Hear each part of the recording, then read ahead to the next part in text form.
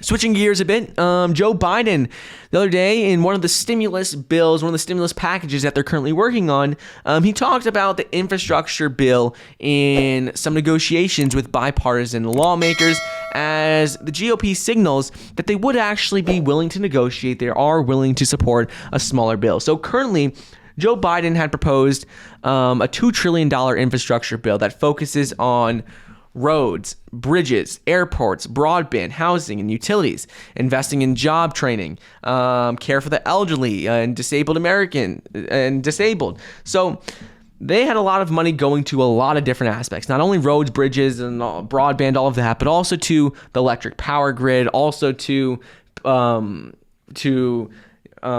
lot of money to sustainable energy companies, a lot of money to just a wide range of things. And some people were not happy about this. They're like, an infrastructure bill should only be, this is like a stimulus bill, but this sort of stimulus and relief should, since it's an infrastructure bill, should only be for things considered infrastructure. And some of the aspects of the bill, a lot of people, a lot of Republicans, even some Democrats, did not quite consider to be solely infrastructure. They thought $2 trillion, we don't need to spend $2 trillion. That is so much money after last year where they spent, trillions and trillions of dollars. They're like, we need to reel it back a bit, not spend so much money.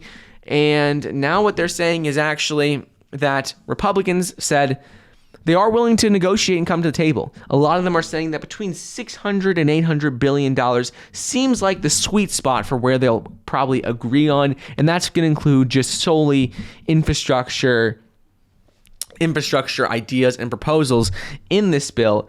Senator John Cornyn from Texas, who's a Republican from Texas, said that he would back a roughly $800 billion infrastructure proposal as long as this, as long as this has aspects for transportation and broadband, and the core of it is infrastructure. So really that's the big debate right now.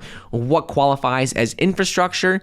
What doesn't qualify as infrastructure? What needs to be in this bill? What doesn't? Because $2 trillion is a lot of money. But the good news is that Republicans say they're willing to negotiate with Joe Biden and Democrats. And either way, if Democrats are able to get all Democrats to vote to pass it, they could still do it either way. They don't need Republican support because they do have control of the Senate, the House, and of the White House and the presidency. So they don't need it, but since it's